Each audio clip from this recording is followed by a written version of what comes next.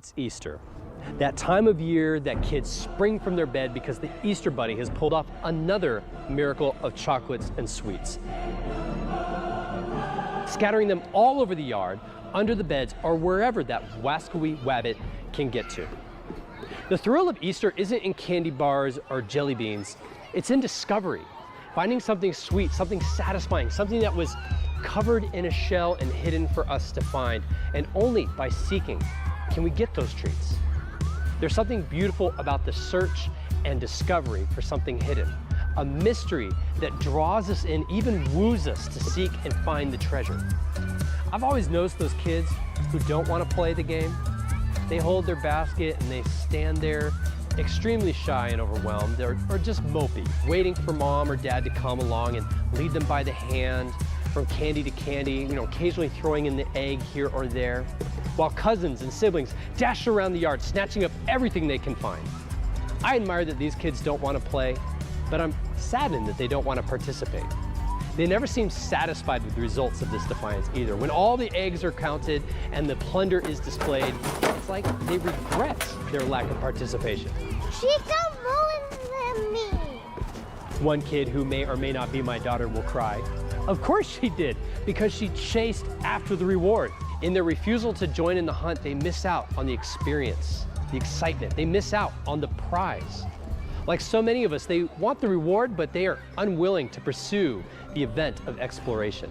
We are part of an epic quest to find meaning, purpose, love, life, and ultimately the one who created us. I'm not saying God is hidden. He has hidden qualities. But if he were to reveal those in their fullness, it would be a tidal wave of emotions and fear. This is why so many of God's conversations with people in the Bible start with fear not. To look onto God is to be overwhelmed. And I get overwhelmed just looking upon El Cap. So God wanted to do something to make himself known, but not to strike fear into us, to relate to us. He did this by coming down in the form of a man, which is his son Jesus. You don't have to search hard to find him, for he is everywhere. The fact that you're here this morning is proof of how easy it is to draw near to him, but many of us have not wanted to partake. Still, we're sitting there wondering, on the edges, on the sidelines, asking someone to make it easier for us. Whatever the case, there is some really good news. No matter what your story is, no matter how late you may be in joining in this search for the greatest treasure of all time, God's heart is to invite you off of the sidelines and into the journey. His desire is that we would discover more and more of him and his heart for each one of us and all of humanity. Now, I'm not saying Jesus makes it easy, but Jesus isn't far. And unlike the search for candies made of corn syrup, which can make you sick if you eat too much, Jesus is our prize, and you can never get too much of Jesus. For Jesus is the source of knowing God and finding purpose, for experiencing love, peace, joy, and the life that we were created to live. On a day like today, it is always good to ask yourself, do I believe? Do I want to believe? Do I have an open mind? Do I have an open heart? Because when we open our hearts and minds to the possibilities of more in this life, we are in the best position to find exactly what we are looking for.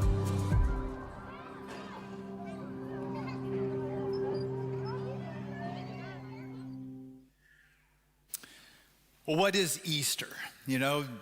Eggs, bunnies, Jesus. It gets a little confusing sometimes, right? I mean, is Easter just a quaint tale, kind of like a myth about resurrection? Or is it a pagan celebration of spring equinox? Is Easter a marketing conspiracy between Hallmark and Nestle Chocolate and the makers of the marshmallow Easter bunnies? Definitely that. And parents, a sugar-induced coma is coming soon to kids near you. Is Easter about Jesus and his death and burial and resurrection? And of course, to some here, possibly, that seems as mythical as the Easter bunny, and I get it. I've always been one that questions. I think my son is too. In fact, when he was 2 years old, we took my son to the neighborhood Easter egg hunt. And there was a man dressed up like the Easter bunny. And so I took my 2-year-old over to meet the Easter bunny. And he looks at this big furry white rabbit and he gets this worried look on his face and he goes, "Bunny's got neck." And I looked and I noticed the bunny costume wasn't covering the man's neck fully in the back. And my son knew something's wrong. Bunnies don't have skin like that. Bunny's got neck. Bunny's got neck. He kept saying it was like Elf, you know, when Buddy discovers it's not really the Santa Claus, right? I had to whisk my son away to not ruin it for all the other kids. I think he got it from me. I grew up questioning. You know, no superhero was safe from my quizzical mind. And like, why doesn't Tarzan have a beard? They don't have razors in the jungle, do they? Yeah, how come Superman can bounce bullets off his chest, but if someone throws a gun at him, he ducks? And how do you know Jesus is not just another, you know, life, death, resurrection myth? And so I had to understand why to things. I went and I studied science and engineering at the University of Texas. And I discovered lots of things over the years, that there are myths about life and death and resurrection. But when I really studied it, I found there's a big difference. That those are myths.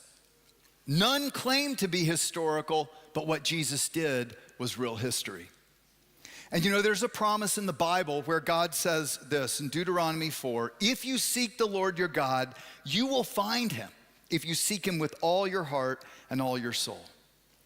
And the problem is how many people really seek versus just believe myths, just word on the street. And that was me for many years. But when I was challenged and I really did seek, I discovered not only is Jesus a real historical person, the evidence is strong that all our superhero myths are just foreshadows of the one real hero of history. Now, Gateway is a church where we say doubters are welcome. You know, your doubts, your questions, they're welcome here because we think seeking it honestly is where you'll actually find good answers. And so this Sunday morning, I want to retell you the story of Easter from Friday to Sunday. And I also want to show you how it's true history. And I want to encourage you to ask, what if? What if this is true? What will I do with Jesus? Will I follow him wholeheartedly? So 32 AD, Jesus has been traveling for 3.5 years throughout Palestine. He's been teaching, healing, feeding. He's been doing miraculous things. And that whole Judean region is in an uproar. And the religious leaders who really just wanted power and prestige, but who Jesus called them hypocrites and whitewashed tombs. And so they didn't like Jesus because he threatened them. And Jesus said they were self-righteous, but they had no heart, no love or compassion for hurting, broken, lost people like Jesus did. So the Pharisees decided Jesus must die. And by the way, historians don't doubt this, secular historians. In fact, Josephus, a Jewish Roman historian from the first century, says this, and I'm reading from an Arabic translation, so no Christian tampering. At this time, there was a wise man who was called Jesus, and his conduct was good, and he was known to be virtuous, and many people from among the Jews and other nations became his disciples. Pilate condemned him to be crucified and to die. Those who had become his disciples reported that he had appeared to them 3 days after his crucifixion and that he was alive. Accordingly, he was perhaps the Messiah concerning whom the prophets have recounted wonders. This is outside the Bible, first century history. And historians don't doubt that Jesus lived and died and that his followers claimed he was risen from the dead. So it's Passover in Israel. And as we saw last week, Jesus shared the Passover meal with his disciples. And he told them that night, one of you will betray me this very night. They had no clue who it was because Judas was actually trusted by Jesus. He was the treasurer. He was trusted with the money. And so when he left, the other disciples just thought maybe he's going to arrange a place for us to stay. About midnight, Jesus leads them down into the Garden of Gethsemane. You know, the Bible tells us that Jesus was God's perfect representation in human form, as much of God as we can understand and relate to. And yet as a human, they watched him in the garden cry out to God, Father, take this cup of suffering from me. He didn't want to do it as a human. And then he said, but not my will, your will be done. 2:30 a.m. Friday morning, a band of temple guards with the Pharisees march into the garden led by Judas. Jesus asked him, Judas, are you betraying the Son of Man with a kiss? When Jesus' followers saw what was going to happen, one of them struck the high priest, cutting off his right ear. Jesus said, no more of this. He touched the man's ear and healed him. Violence, force. That's not how God's kingdom comes to earth. Willingness to do God's will. Not my will, your will be done. That's how it comes. It's a good question for us this Easter. Are you willing to let God's will come to earth through you? Not my will, but your will be done, Father. Well, bless your enemies, Jesus had taught. And here we see Jesus heals the ear of his enemy coming to arrest him. And God is good even to those who curse him and hate him. Jesus says, put your sword back in its place, Jesus said to Peter. Do you think I cannot call on my Father and he will at once put at my disposal more than 12 legions of angels? And with that, Jesus willingly started on the journey to the cross. It was his choice. He was a willing sacrifice, the final Passover sacrifice. He came to bring justice to the earth, that wrongs must be paid for, accounted for. That's justice. And we demand justice, right? And we do. We say, that's not right. I want justice. And we demand justice unless we're guilty. Then we want mercy. Ever notice that? See, when we're guilty, it's like, well, you got to understand me. It's true of all of us. We're all guilty. I mean, think about it. Have you ever broken your own moral law? Ever said, I'll never? But you did.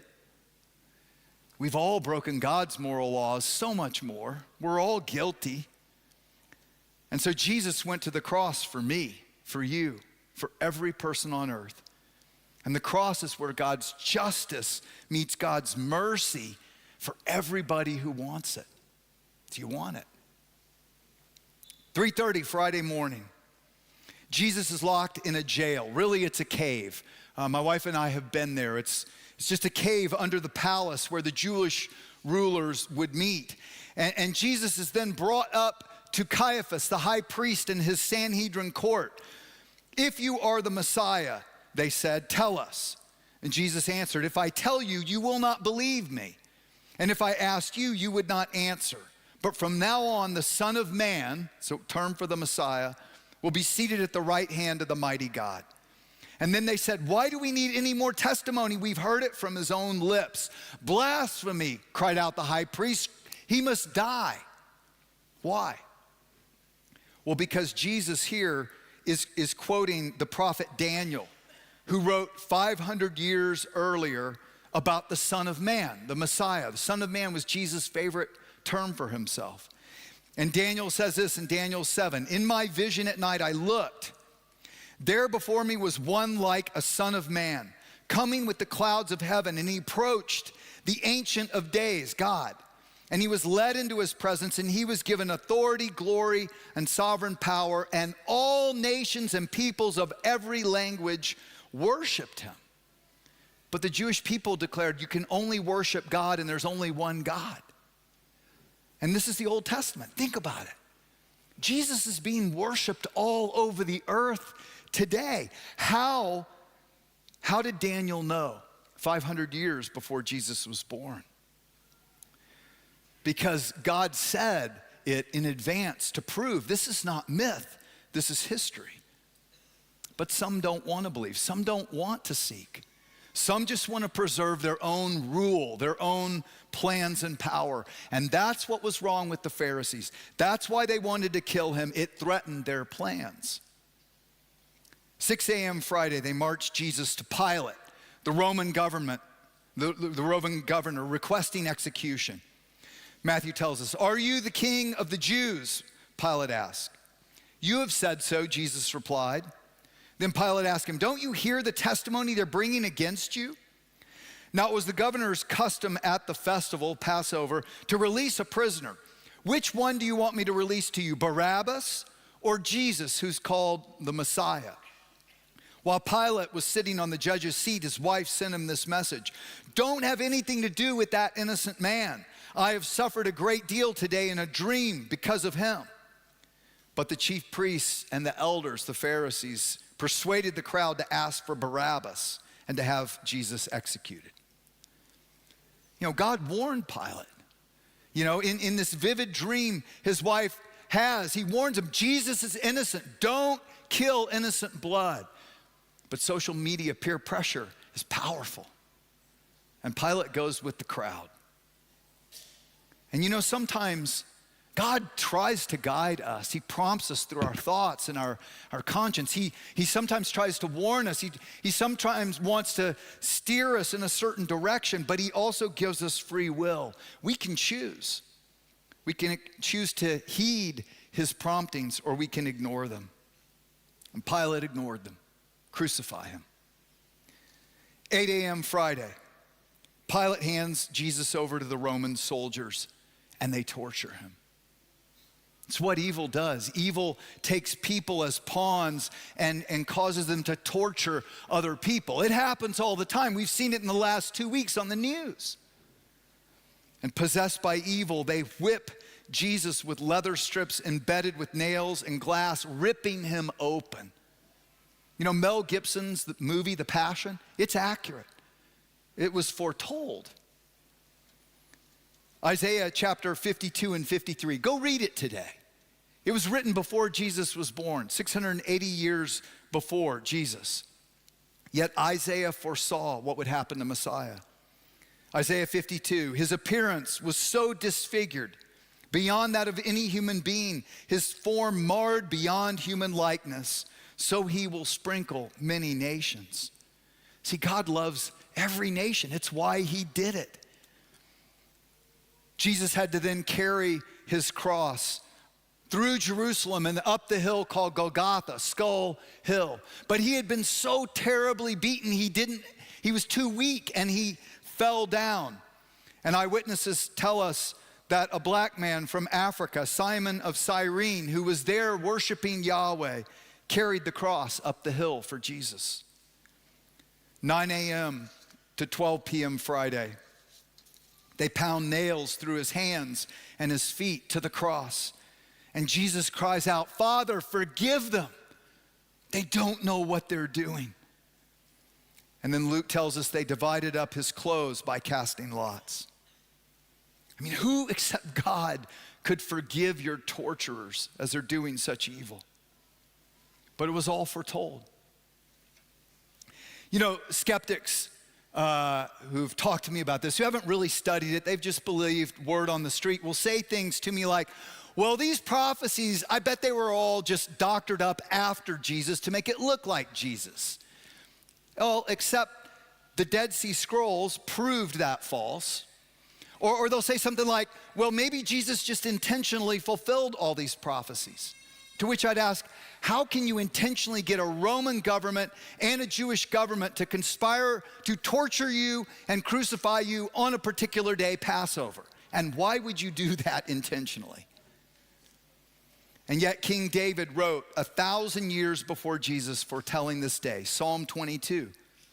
A band of evil men has encircled me. They've pierced my hands and my feet. I can count all my bones from hanging. People stare and gloat over me. They divide my garments among them and cast lots for my clothing.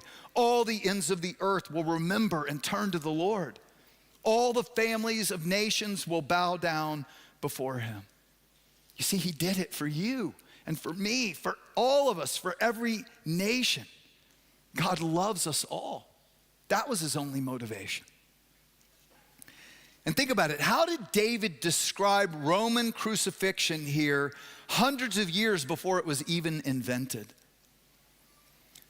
And you know, these are undisputed facts by historians that Jesus was crucified. There's no doubt about that. And yet God foretold it. Not only 1,000 years before in the Psalms, 680 years before in Isaiah 53, but he, Messiah, was pierced for our transgressions. He was crushed for our iniquities. The punishment that brought us peace was on him. By his wounds we are healed. Why? Because all of us, like sheep, we've wandered astray from God. Each of us have turned our own way, and God laid on him the iniquity, the wrongs of us all. You know, we found a copy of the complete book of Isaiah predating Jesus in the Dead Sea Scrolls.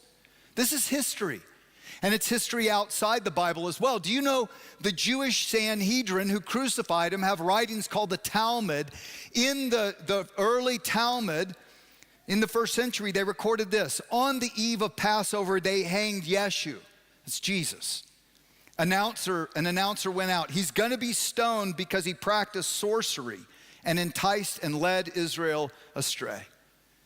See, the religious leaders couldn't deny his miracles, so they called it evil, sorcery, and had him killed because he got in the way of their plans. 12 p.m. to 3 p.m. Friday, darkness covers the earth as Jesus hangs to pay for all human wrongs. Luke tells us when it was now about noon, the darkness came over the whole land until 3 in the afternoon. The sun stopped shining, and a curtain of the temple was torn in two. Jesus called out in a loud voice, "Father, into your hands I commit my spirit." And when he had said this, he breathed his last.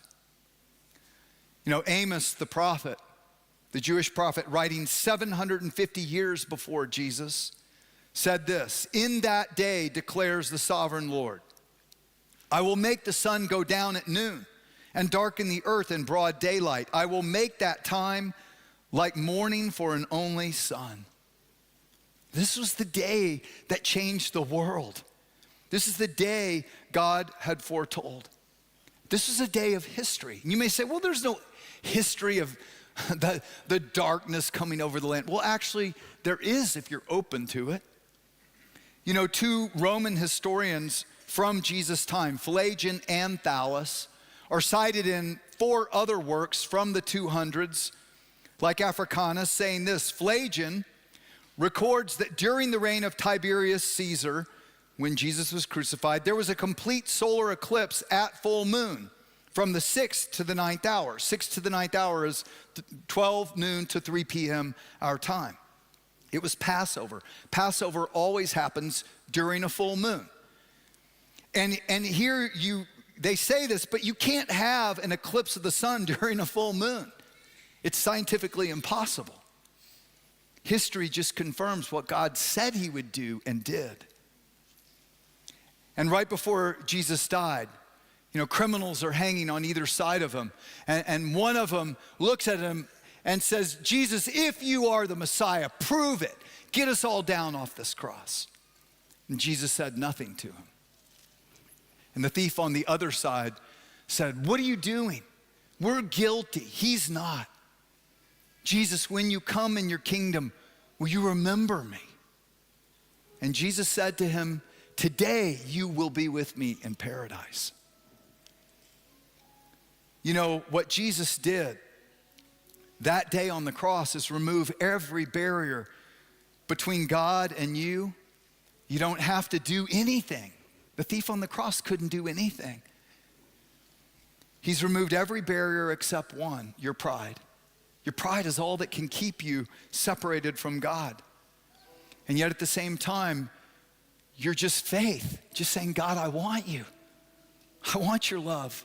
I want your forgiveness." Have you ever just told him that? I want what Jesus did to count for me. I want your forgiveness and love and leadership. And God says that's all he needs for you to be with him forever and for him to guide you now. If you've never told him that, why not right now as you listen to the words of this song, just in your heart, just tell him that. I want your forgiveness. I want your love.